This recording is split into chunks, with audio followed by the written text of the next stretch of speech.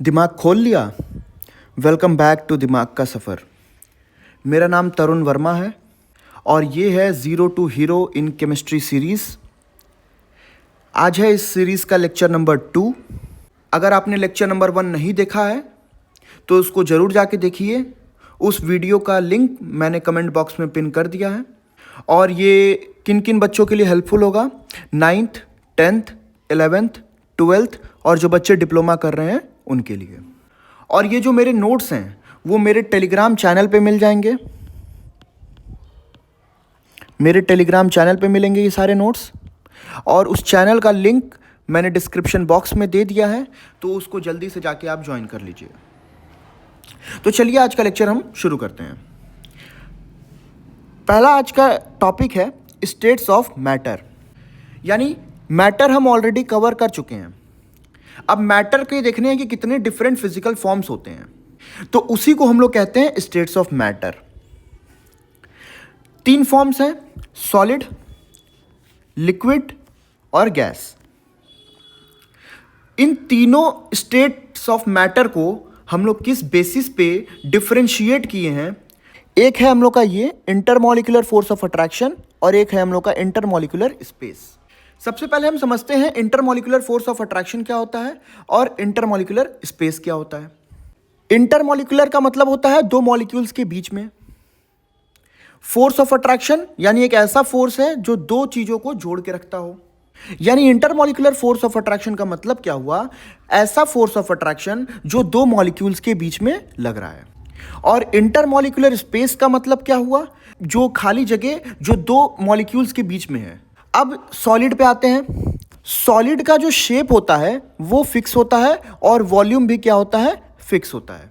यानी एक एग्जांपल लेके चलते हैं। सपोज कीजिए एक ब्लॉक है, उसका जो शेप होगा वो फिक्स होगा और जो वॉल्यूम होगा वो भी क्या होगा? फिक्स होगा। यानी अपने आप ये चेंज नहीं होगा। तो सॉलिड में इंटरमॉलिक्यूलर फोर्स ऑफ अट्रैक्शन जो होता है वो बहुत हाई होता है, यानी 2 मॉलिक्यूल्स के बीच में लगने वाले फोर्स बहुत ज़्यादा होते हैं।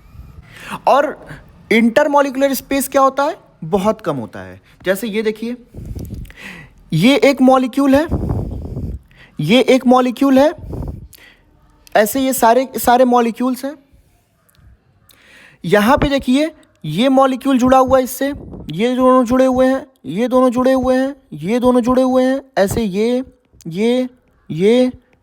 सारे के सारे आपस में जुड़े हुए होते हैं। यानी फोर्स ऑफ अट्रैक्शन तो ज्यादा हो गया।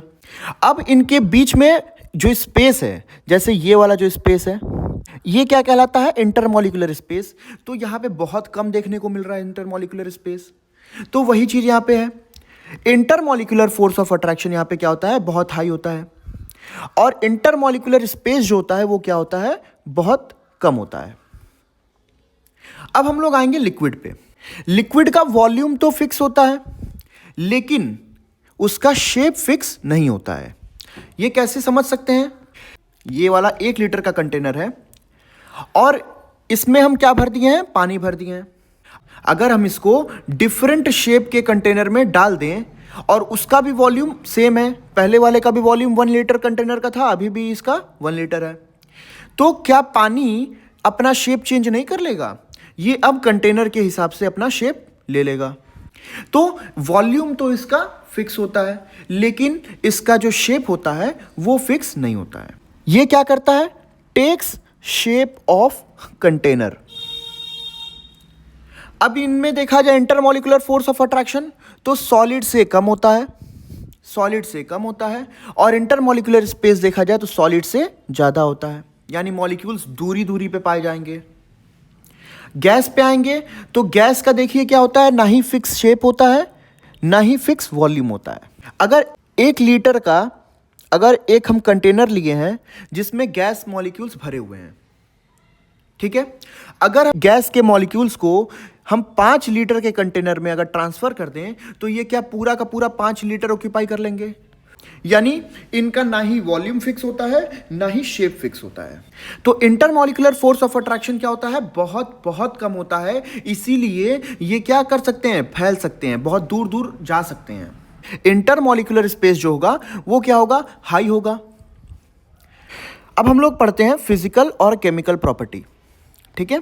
यानी केमिस्ट्री में कोई सब्सटेंस दे दिया जाएगा और उसका पूछता है कि इसका फिजिकल प्रॉपर्टी बताइए, इसका केमिकल प्रॉपर्टी बताइए। तो होता क्या है basically physical and chemical property, अब उसको हम लोग पढ़ते हैं। यानी properties that can be observed और measured without changing the substance into a new substance. यानी ऐसा प्रॉपर्टी जो ऑब्जर्व किया जा सके, मेजर किया जा सके बिना सब्सटेंस को चेंज किए, उसको कहते हैं फिजिकल प्रॉपर्टी। यानी कलर हो सकता है, शेप हो सकता है, size, density, melting point, boiling point, solubility, ये सब सारे क्या होते हैं, फिजिकल प्रॉपर्टीज होते हैं। अभी हम लोग डेंसिटी पढ़ेंगे डिटेल में, डेंसिटी क्या होता है, मेल्टिंग पॉइंट क्या होता है, बॉइलिंग पॉइंट क्या होता है, ये सारी चीजें हम लोग डिटेल में पढ़ेंगे। केमिकल प्रॉपर्टीज पे आते हैं। अब केमिकल प्रॉपर्टीज का मतलब क्या है कि properties that describes how a substance reacts to form a new substance. ये एक ऐसी प्रॉपर्टी है जो ये बताती है कि सब्सटेंस किसी से रिएक्ट करके नया सब्सटेंस बनाएगा तो कैसे बनाएगा। तो इसके एग्जांपल क्या क्या हो जाएंगे, बर्निंग हो सकता है, किसी चीज को जला रहे हैं, रिएक्शंस विद एसिड्स और बेसिस, यानी किसी सब्सटेंस को हम लोग एसिड या बेस के साथ अगर रिएक्ट करा रहे हैं तो क्या होगा। अभी एसिड और बेस नया टर्म आया, ये भी हम लोग डिटेल में कवर किया जाएगा। रस्टिंग ऑफ आयरन, इसका मतलब क्या होता है, लोहा का कोई सामान है उस पर जंग लग जाना, उसको क्या कहते हैं, रस्टिंग ऑफ आयरन। ये क्या होता है, केमिकल प्रॉपर्टी होता है। अब हम स्टार्ट करने वाले हैं physical and chemical change. Physical change क्या होता है, केमिकल चेंज क्या होता है। फिजिकल चेंज में क्या होता है, कोई भी नया सब्सटेंस नहीं बनता है। यूजुअली क्या होता है, ये रिवर्सिबल होता है और इसका केमिकल कॉम्पोजिशन क्या होता है, सेम रहता है। समझते हैं इसको। जैसे सपोज कीजिए यहां पे हम आइस ले लिए, बर्फ ले लिए, इसको हम मेल्ट करके, हीट करके क्या बना दिए, वाटर बना दिए। तो क्या फिर वाटर से आइस नहीं बना सकते हैं हम लोग, बना सकते हैं, बस यहां पे इसको क्या करना पड़ेगा, फ्रीज करना पड़ेगा। वाटर से फिर हम लोग आइस बना सकते हैं, यानी ये रिवर्सिबल होता है। यानी आइस से वाटर बनाएंगे, फिर वाटर से हम लोग आइस बना सकते हैं। और देखा जाए तो आइस क्या है, बेसिकली पानी से ही बना है, तो इसका भी केमिकल कॉम्पोजिशन क्या होगा, वाटर का ही होगा, H2O, और वाटर तो है ही H2O, यानी केमिकल कॉम्पोजिशन भी क्या होता है, सेम रहता है। कोई नया सब्सटेंस नहीं बना, रिवर्सिबल है, और केमिकल कंपोजिशन क्या होती है, सेम होती है। अब हम लोग आते हैं केमिकल चेंज पे। केमिकल चेंज में क्या होता है, नया सब्सटेंस बनता है, यूजुअली इरिवर्सिबल होता है और केमिकल कंपोजिशन चेंज हो जाता है। इसको समझते हैं। जैसे मिल्क है, दूध, दूध को आप बना दीजिए दही, कर्ड, दूध को आप बना दीजिए कर्ड। क्या आप फिर दही से दूध बना सकते हैं क्या, नहीं, यानी ये रिवर्सिबल नहीं है। नया सब्सटेंस बन गया, पहले दूध था अब दही बन गया, केमिकल कॉम्पोजिशन चेंज हो गया, मिल्क का कुछ और केमिकल कॉम्पोजिशन होगा और कर्ड का कुछ और केमिकल कॉम्पोजिशन होगा। तो ये होते हैं फिजिकल और केमिकल चेंज। अब हम लोग आते हैं पीरियोडिक टेबल पे। पीरियोडिक टेबल क्या है, the periodic table is a tabular arrangement of all known elements in order of their increasing atomic number such that elements with similar properties appear in the same group. Periodic table क्या है, ये एक tabular arrangement है, किसका, जितने भी हम लोग आज के टाइम पे एलिमेंट्स को जानते हैं। हम लोग टोटल 118 एलिमेंट्स को अभी जानते हैं। इन 118 एलिमेंट्स को टेबुलर फॉर्म में अरेंज करना जो है वही होता है पीरियोडिक टेबल। और किस बेसिस पे ये किया जाता है, on the basis of the increasing atomic number, यानी एटॉमिक नंबर के बेसिस पे करेंगे और इंक्रीजिंग ऑर्डर में करेंगे। जैसे ये अगर हाइड्रोजन 1 है तो हीलियम 2 है, lithium 3, beryllium 4, boron 5, carbon 6, nitrogen 7, ये ऐसे इंक्रीजिंग एटॉमिक नंबर के ऊपर बेस्ड होता है। जो भी एलिमेंट्स सेम ग्रुप में रखे गए हैं, जैसे ये ग्रुप 1 है, ये ग्रुप 2 है, ठीक है, तो जो भी ग्रुप 2 में रखे गए हैं ये सारे, ये सारे जो ग्रुप 2 में रखे गए हैं, इनकी प्रॉपर्टीज जो होंगी वो मिलती जुलती होंगी, इसीलिए इनको सेम ग्रुप में रखा गया है। चलिए अब समझते हैं हम लोग पीरियोडिक टेबल को। ये है आपका पीरियोडिक टेबल, ये होता है पीरियोडिक टेबल। इसमें टोटल 18 ग्रुप्स होते हैं, 1 2 3 4 5 6 7 8 9 10 11 12 13 14 15 16 17 18, ये आपके ग्रुप्स होते हैं। और 7 पीरियड्स होते हैं, 1 2 3 4 5 6 7। ग्रुप्स ऊपर से नीचे हैं ये, और पीरियड क्या होता है, ये ऐसे ये पीरियड्स हैं, 7 पीरियड्स होते हैं और 18 ग्रुप्स होते हैं, जिनमें ग्रुप 1 और 2 को हम लोग एस ब्लॉक कहते हैं। इन दोनों को मिला के हम लोग एस ब्लॉक कहते हैं। ग्रुप 3 से लेके ग्रुप 12 तक, ग्रुप 3 से लेके ग्रुप 12 तक इनको डी ब्लॉक कहते हैं। यानी इनमें जो भी एलिमेंट्स पाए जा रहे हैं वो डी ब्लॉक एलिमेंट्स कहलाएंगे। जो भी 1 और 2 में एलिमेंट पाया जाएगा उसको एस ब्लॉक एलिमेंट कहा जाएगा। और जो ग्रुप 13 से लेके 18 तक है उनको कहा जाता है पी ब्लॉक, और जो एलिमेंट्स इनमें पाए जाएंगे उनको कहेंगे पी ब्लॉक एलिमेंट्स। अब नीचे एक क्या होता है ना, अलग से एक टेबल बनाया गया रहता है, कुछ एलिमेंट्स का अलग से बनाया गया है, इनको कहा जाता है एफ ब्लॉक, इनको कहा जाता है F block. At present there are 118 elements in the modern periodic table. Total कितने एलिमेंट्स हैं मॉडर्न पीरियोडिक टेबल में, 118 एलिमेंट्स हैं। अब आते हैं कुछ नए चीजों पे। Dmitri Mendeleev in 1869 arranged elements based on atomic mass. यानी दमृति मेंडलीव ने क्या किया था, एलिमेंट्स को अरेंज किया था किसके बेसिस पे, एटॉमिक मास के बेसिस पे। लेकिन ये है गलत। क्यों गलत है, ये हम लोग आगे आने वाले क्लासेस में कवर किया जाएगा, इसके बारे में पढ़ा जाएगा कि क्यों ये गलत है। फिर आए हेनरी मोजले 1913 में, और ये क्या किए, बस जो मेंडलीव द्वारा पीरियोडिक टेबल दिया गया था उसको मॉडिफाई कर दिए। जो एटॉमिक मास पे वो बनाए थे वो एटॉमिक नंबर पे बना दिए मोजले। मॉडर्न पीरियोडिक लॉ क्या होता है, यानी जो पीरियोडिक टेबल है उसमें मॉडर्न पीरियोडिक लॉ चलता है। तो the physical and chemical properties of elements are periodic functions of their atomic numbers.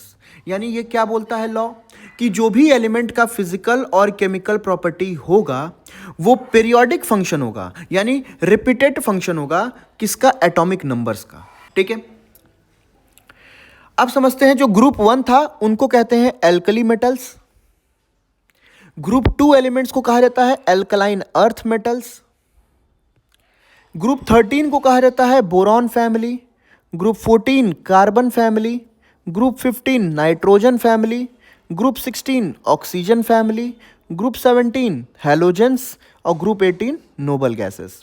हुआ क्या यहाँ पे, 13 से लेके जो 18 है ग्रुप, उनमें जो पहला एलिमेंट है जैसे बोरॉन है 13 का, 14 कार्बन, 15 नाइट्रोजन ये है, तो इनको कहा जाएगा 13 ग्रुप को बोरॉन फैमिली कहा जा सकता है, 14th ग्रुप को कार्बन फैमिली, 15th को नाइट्रोजन फैमिली, ऐसे चलता है। अब आते हैं हम लोग कि एटॉमिक नंबर क्या होता है। अब हम लोग आते हैं एटॉमिक नंबर क्या होता है। एटॉमिक नंबर को हम लोग Z से दिखाते हैं, एटॉमिक नंबर को हम लोग Z से रिप्रेजेंट करते हैं। एटॉमिक नंबर होता क्या है, atomic number is the number of proton present in the nucleus of an atom. ये सारी चीजें हम लोग लेक्चर नंबर 1 में कवर कर चुके हैं कि प्रोटॉन क्या होता है, न्यूक्लियस क्या होता है, प्रोटॉन न्यूक्लियस में पाया जाता है। ठीक है, तो जितने भी प्रोटॉन हैं न्यूक्लियस के अंदर वही एटॉमिक नंबर होता है। यानी अगर सपोज कीजिए ये न्यूक्लियस है, न्यूक्लियस के अंदर 10 प्रोटॉन है तो इसका एटॉमिक नंबर कितना हो जाएगा, 10। तो यानी Z इज इक्वल्स टू हो जाता है P। अब आता है मास नंबर। अब आता है मास नंबर, इसको कैपिटल A से दिखाते हैं। मास नंबर क्या होता है, मास number is the total number of protons and neutrons present in the nucleus of an atom. यानी ये बात भी हम लोग पढ़ के आ चुके हैं कि ये अगर ये न्यूक्लियस है, ये अगर न्यूक्लियस है तो न्यूक्लियस के अंदर दो सब एटॉमिक पार्टिकल्स पाए जाते हैं, प्रोटॉन और न्यूट्रॉन। तो जितने भी प्रोटॉन हैं और जितने भी न्यूट्रॉन हैं, अगर उनका सम कर दें, अगर उनका हम सम कर दें, जोड़ दें, तो वही होता है मास नंबर। यानी A इज इक्वल्स टू क्या हो जाएगा, P प्लस N। अब किसी भी एलिमेंट को कैसे जनरली रिप्रेजेंट किया जाता है वो ये है, ऐसे। यानी कोई भी एलिमेंट X हो सकता है, उसके ऊपर हम लोग क्या लिखते हैं, A लिखते हैं, और उसके नीचे हम लोग क्या लिखते हैं, Z लिखते हैं। यानी A ऊपर होगा, Z नीचे होगा। याद करने का तरीका क्या है, अल्फाबेट्स में पहले A आता है, फिर बाद में Z आता है, ठीक है। तो ऐसे X क्या है हम लोग का, symbol of the element. Z क्या है हम लोग का, एटॉमिक नंबर। A क्या है, मास नंबर। कुछ इंपॉर्टेंट रिलेशंस होते हैं, उनको हम लोग पढ़ते हैं। न्यूट्रल एटम, न्यूट्रल एटम का मतलब क्या होता है, प्रोटॉन कैसा चार्ज कैरी करता है, पॉजिटिव चार्ज। इलेक्ट्रॉन कैसा चार्ज कैरी करता है, नेगेटिव चार्ज। यानी अगर प्रोटॉन और न्यूट्रॉन बराबर हैं, इक्वल हैं, तो नेट चार्ज कितना आएगा, 0 आएगा, क्योंकि जितना प्लस उतना माइनस। तो उसको कहते हैं न्यूट्रल एटम। न्यूट्रल एटम में क्या होता है, प्रोटॉन और इलेक्ट्रॉन का नंबर सेम होता है। यानी प्रोटॉन जानते हैं किसके इक्वल होता है, Z के, और न्यूट्रल है तो proton is equals to electron. तो यानी Z is equals to P is equals to E। अब एक रिलेशन हम लोग जानते हैं कि A इज इक्वल्स टू क्या होता है, P plus N। Mass number is equals to number of proton plus number of neutron. और Z इज इक्वल्स टू क्या होता है, P होता है। तो क्या P की जगह हम लोग Z रख सकते हैं, ठीक है। अगर यहां पे Z रखते हैं, अगर यहां पे Z रखते हैं, तो अगर न्यूट्रॉन निकालना है तो क्या करेंगे, A माइनस Z। इस Z को उधर भेज देंगे A के साइड, तो न्यूट्रॉन इज इक्वल्स टू क्या हो जाएगा, A माइनस Z।